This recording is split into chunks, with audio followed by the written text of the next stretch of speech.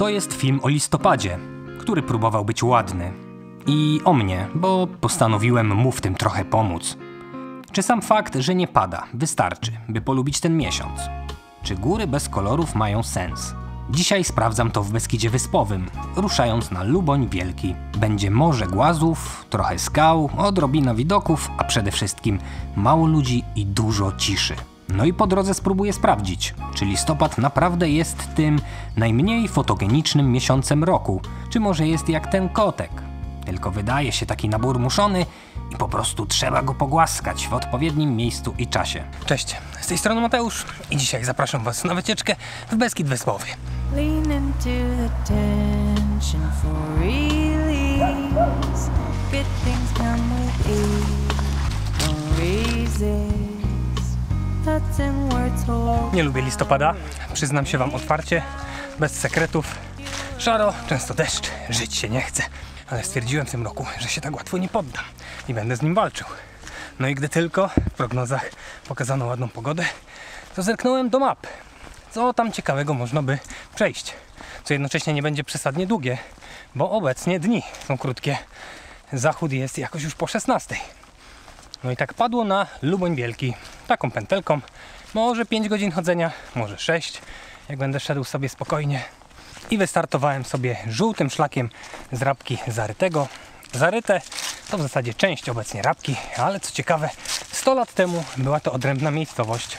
W okresie międzywojennym był to taki dosyć popularny cel wypoczynkowy mieszkańców Krakowa. Nawet zatrzymywał się tutaj pociąg ekspresowy z Warszawy.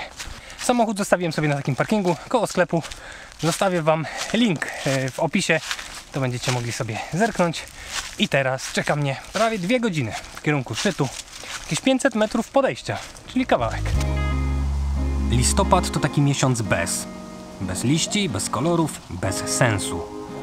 Ale też bez komarów, więc może to się jakoś zeruje? Na szlaku przywitało mnie błoto, ale i całkiem ładna pogoda. Zaczęło się dosyć przyjemnie. Po jesiennych kolorach nie ma już zbyt wielu śladu, chyba że liczyć te liście, które spadły już na ziemię.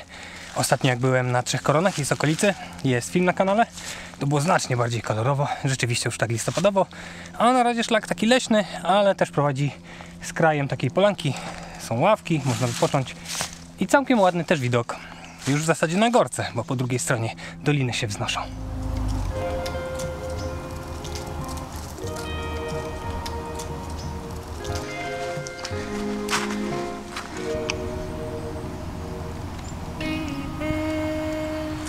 Bardzo podmokły jest tutaj teren, więc trudno nabrać takiego rytmu i rozpędu. Trzeba skakać przez kałuże.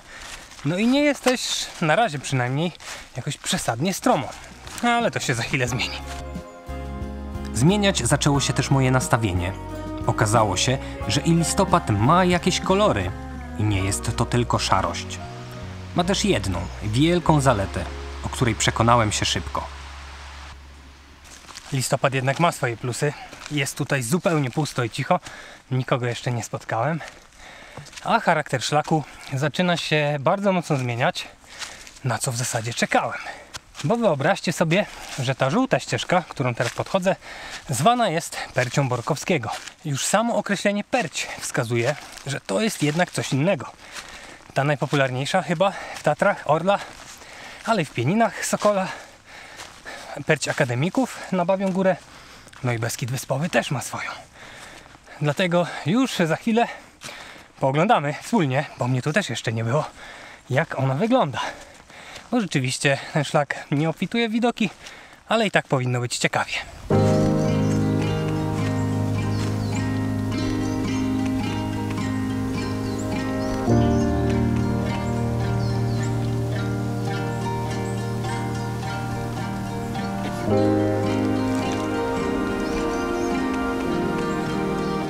No, pojawia się coraz więcej kamieni, zrobiło się stromo.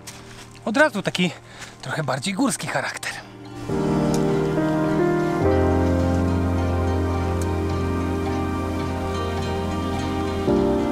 Nie wyrywajcie tego z kontekstu, ale jest większe niż się spodziewałem.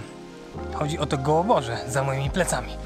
Idę właśnie w jego kierunku, ale nie tak od razu, na wprost, tylko tutaj wzdłuż cały czas żółtych oznaczeń Tą ścieżką trzeba zrobić takie półkole najpierw.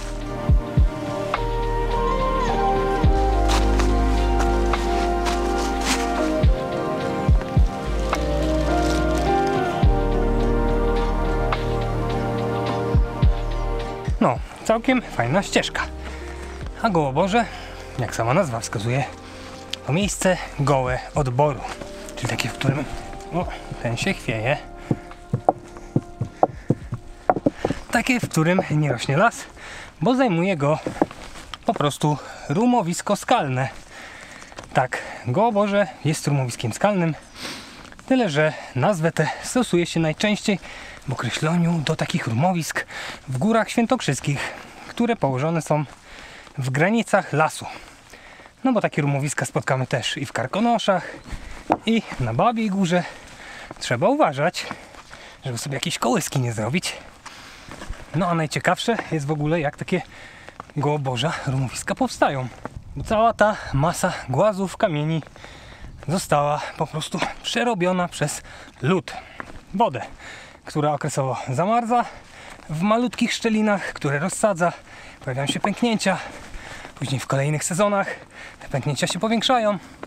No i ten proces trwa setki, tysiące lat. I odłamują się kolejne głazy, kolejne. Całkiem miły fragment tej wycieczki.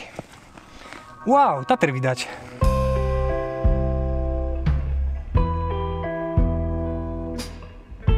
Są i pierwsze widoki. Trochę pod słońce, ale są. Ciekawie wygląda takie rumowisko skalne w środku lasu, a przy okazji można sobie i Tatry obejrzeć. No i staruszek z niego, bo większość takich tworów powstała w okresie ostatnich zlodowaceń. Tego to już nawet najstarsi górale nie pamiętają. Ja tym bardziej.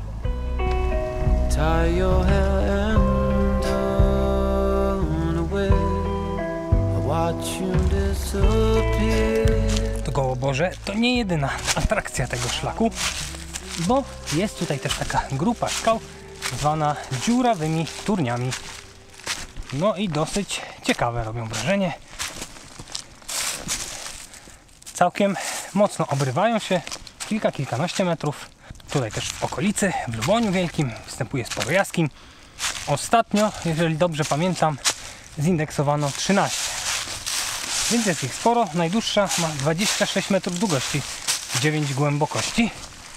No i bardzo fajne skały w tym miejscu. Taki też dosyć widny odcinek szlaku. Może to dlatego, że nie ma już liści, ale są Tatry na horyzoncie, trochę widoków. Taka ciekawa przestrzeń.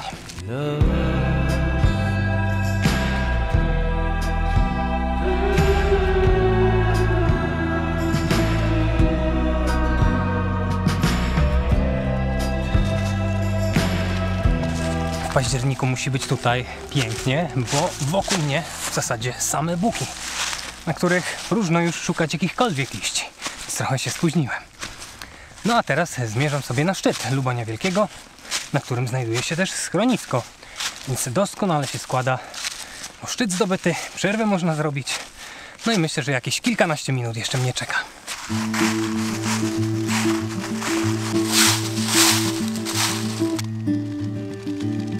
Wyszukuję trochę na siłę zalet listopada. Mam kolejną. Brak liści sprawia, że jest tutaj w lesie bardzo jasno. Taka przyjemna atmosfera się zrobiła, a w dodatku takie wrażenie się odnosi, że jakby tak przestrzenniej jest. Tam świetnie widać kolejną grupę skał. No miły to spacer.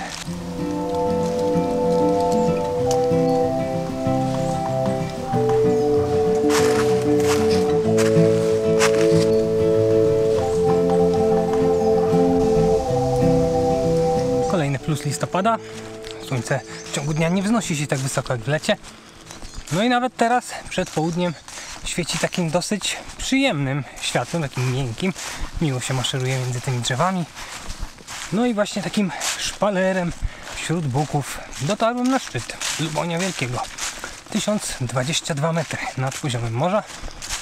Sama wysokość może nie robi wrażenia, ale ten szczyt jest najwybitniejszym wzniesieniem w Beskidzie Wyspowym.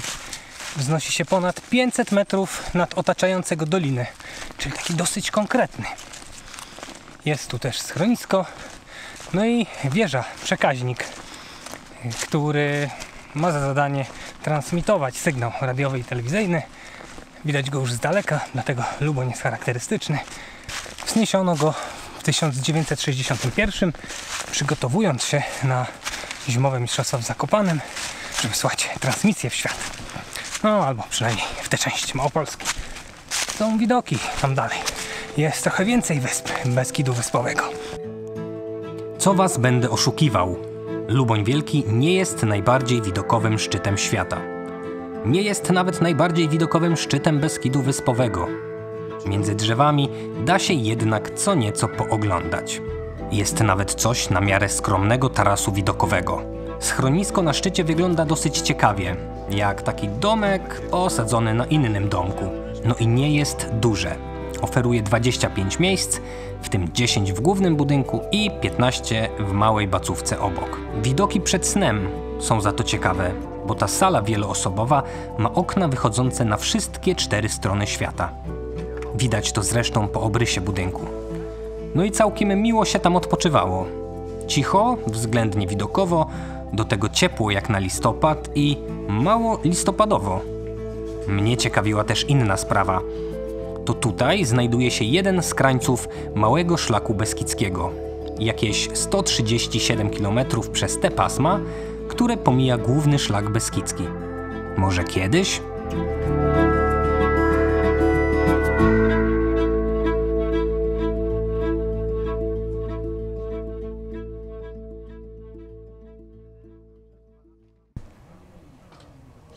Powiedzmy, że podobne. Nie zatrzymuję się, teraz przynajmniej, zbyt długo przy schronisku, bo chcę podejść sobie jeszcze dalej. Byłaby to za krótka wycieczka, gdybym miał ją już tutaj skończyć. 3 godziny jazdy samochodem, a potem 2 pod szczyt i do domu. Dlatego też idę sobie kawałek jeszcze w kierunku Lubonia Małego, niebieskim szlakiem przez grzbiet. No, żeby trochę dłużej pospacerować, zwłaszcza, że tam interesuje mnie przede wszystkim taka polana. Ona jest tak mniej więcej w połowie drogi. Na sam Luboń Mały pewnie nie będę szedł. No a przy okazji chciałbym wam jeszcze coś pokazać, ale nie chciałem hałasować tam w okolicach schroniska. Sporo osób wypoczywa. Nie chcę im psuć tego wypoczynku, więc oddaliłem się. No i zaraz pooglądamy wszyscy te charakterystyczne wyspy właśnie Beskidu Wyspowego.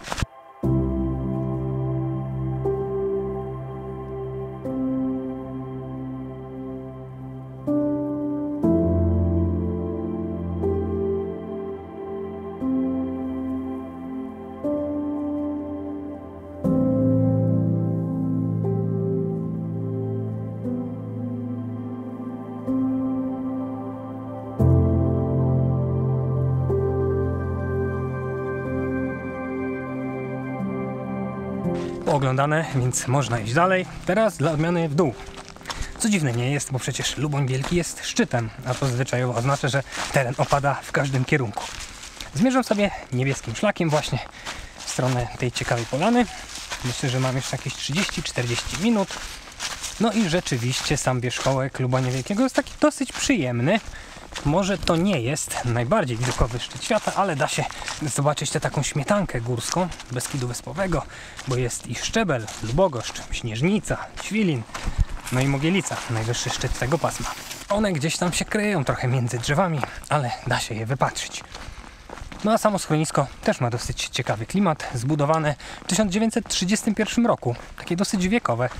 I tu wracamy do tematu Perci Borkowskiego, bo jednym z pomysłodawców i budowniczych właśnie tego obiektu był Stanisław Dunin-Borkowski. Taki oddany działacz górski, miłośnik gór, którego imieniem właśnie też nazwano ten żółty szlak. Więc bardzo fajnie, że to schronisko tam jest. Ja do niego zaglądnę jeszcze raz w drodze powrotnej. Tam zrobię sobie wtedy dłuższą przerwę. Później pewnie wstąpię na jakąś herbatę, a teraz idę. Idę na razie takim leśnym odcinkiem, ale jeszcze będą widoki. I to całkiem ładne podobno.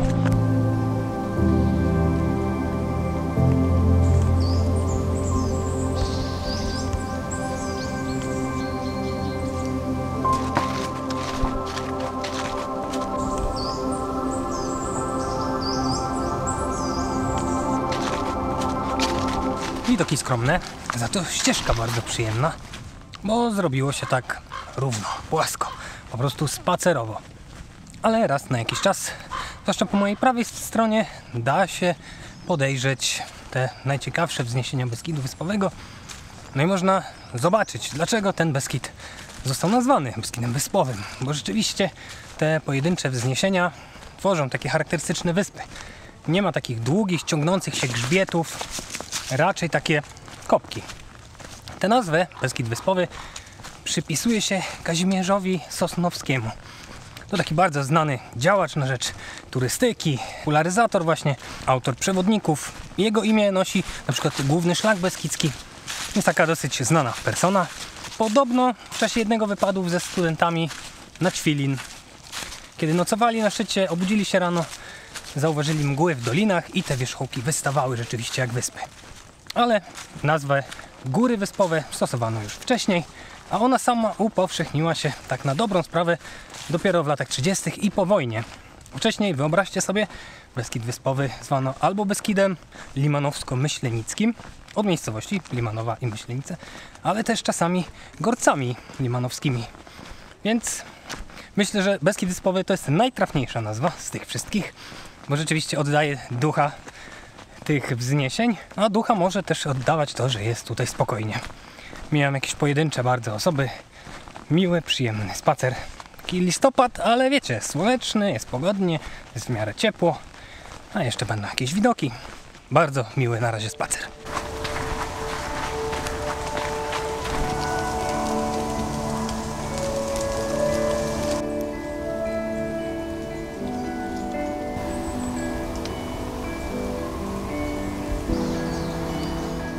Jest niemal południe, a światło rzeczywiście takie miękkie, przyjemne. No niemal jak przed zachodem słońca zazwyczaj. Więc jest to jakiś plus listopada, mimo że dzień krótki.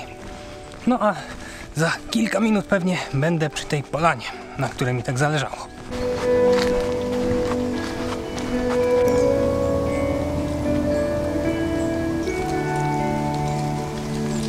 Tu jest jeszcze ciekawe miejsce, bo jest pomnik, krzyż upamiętniający 2 pilotów czechosłowackiego śmigłowca, który rozbił się tutaj, kiedy leciał na przegląd do Świdnika. A polana, o której mówię, jest dosłownie za 40 metrów na oko.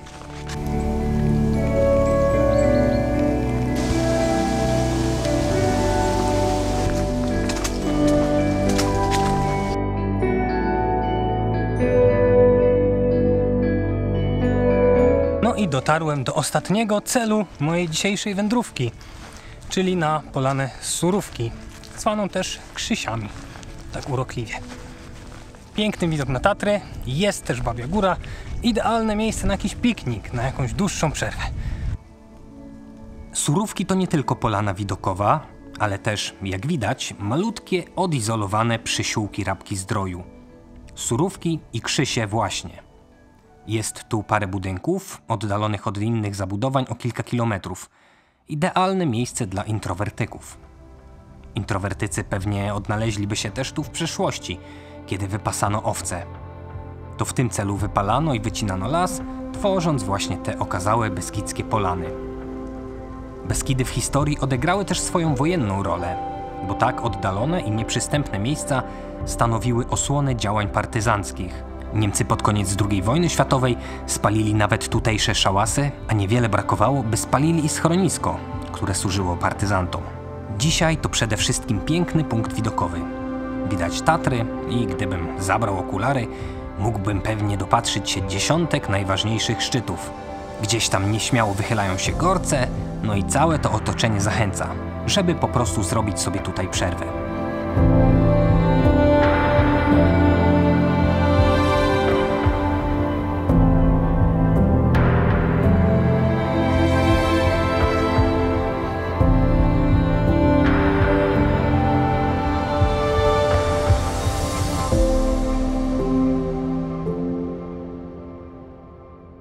No rzeczywiście piękna jest ta panorama Tatr, bo widać w zasadzie cały tatrzański łańcuch. Od tych najwyższych słowackich szczytów Tatr Wysokich, po te w Tatrach Zachodnich. Co prawda jest niekiedy poprzedzielana takimi pojedynczymi drzewami, tak się nieco pokrąży po tej polanie. Można absolutnie wszystkie szczyty sobie zobaczyć.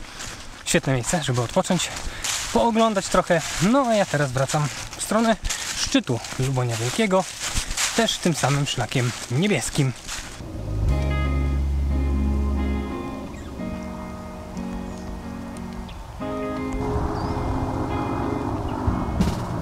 Do the things you know will light your fire. Miło było i jest w zasadzie nadal, tylko teraz muszę iść pod górę. Jakoś na ten Luboń Wielki muszę wrócić. Nie ma tego podejścia dużo, ale jednak. A poza tym nie zapadłem jeszcze w sen zimowy, czyli moja forma nie jest taka zła. No i w tym roku mam zamiar w ogóle nie zapaść. Muszę ogarnąć sobie jakiś trening, żeby na wiosnę tradycyjnie nie być zaskoczonym, dlaczego jestem taki słaby. Dalej jest spokojnie, dalej światło jest bardzo ładne. No a przede mną jeszcze schronisko i jakaś ciepła herbata. Czyli wszystko to, co w takich wędrówkach beskidzkich jest najfajniejsze.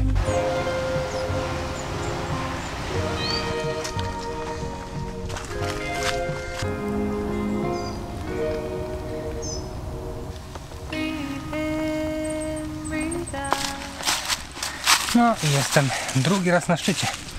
Idę zobaczyć, co mają dobrego w schronisku. Cokolwiek dobrego mają w schronisku, pamiętajcie, że płatność przyjmowana jest tylko gotówką. Żeby wam się chociaż na herbatę uzbierało.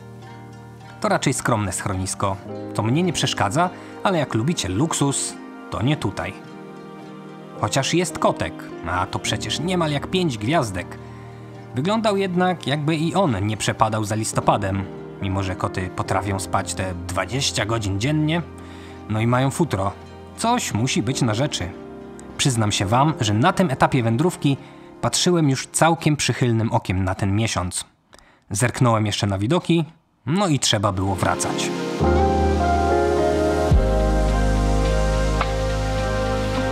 Jest dosyć ciepło, zwłaszcza jak na listopad, ale taka herbata w schronisku i tak zawsze dobrze smakuje. Stali widzowie pewnie się zastanawiają: Mateusz, co ci się stało? Dlaczego nie kawa? No, kawę rzuciłem już tak na dobre, bo w ostatnim czasie piłem ją po prostu dzbankami i zaczynało się to odbijać na moim zdrowiu. No a teraz wybrałem sobie już oznaczenia zejściowe, czyli szlak koloru niebieskiego, bo to tym będę schodził w zasadzie na miejsce startu. Tak więc pętelka raczej łatwa do zapamiętania, żółtym do góry, niebieskim na dół. A jak się chce podejść jeszcze na tą polanę surówki, to też niebieski.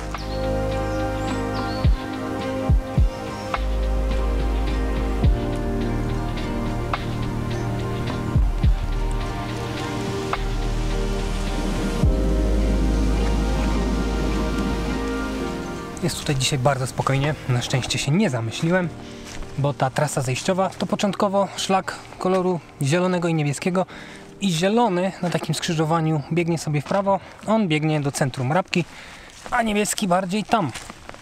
I to on mnie interesuje, będzie mi po prostu bliżej do samochodu, do miejsca startu, więc trzeba o tym pamiętać. Ale gdy się dokona już tego niesamowicie ważnego wyboru w swoim życiu, no to niebieskim do samego końca. I na razie taką bardzo w zasadzie ciekawą ścieżką przez las. No i szokująco zupełnie, na zejściu okazało się, że listopad ma jakieś kolory. Ma też i swoje zalety. Czy zostanę więc jego fanem?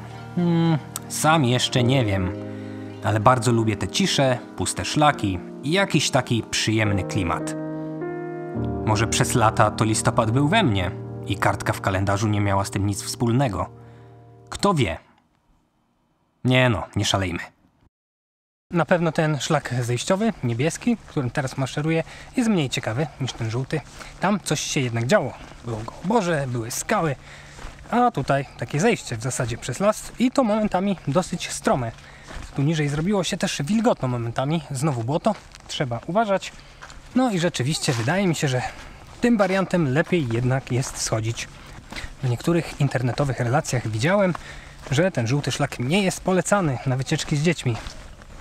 A moim zdaniem, jeżeli trafiły wam się w miarę ogarnięte dzieciaki i rzucicie na nie okiem, to będą się tu bawiły całkiem dobrze. Zwłaszcza, że na szczycie jest schronisko, to można je czymś tam jeszcze przekupić, jakby im brakowało sił. No akurat odnosi się nie tylko do dzieciaków. Wycieczka to chyba całkiem dobry pomysł, żeby spędzić w górach te 5-6 godzin, w zależności ile czasu chce się poświęcić na odpoczynki. Nie jest przesadnie długa, nie jest przesadnie męcząca, ale jest taka typowo beskidzka. Mimo wszystko ten podejściowy szlak jest ładny, widoki są skromne, ale już z tej polany bardzo ładne, więc warto się i tam pofatygować. No a ja zmierzam już do tego, że pewnie czas się pożegnać, bo przede mną pewnie jakieś 15 minut maszerowania, może 20 na parking. Na koniec zostawię Wam jeszcze kilka ujęć drzew i lasu, tego nie może zabraknąć w moich filmach. No jeżeli Wam się podobało, to dajcie znać w komentarzu i widzimy się w kolejnych odcinkach. Trzymajcie się dobrze, cześć!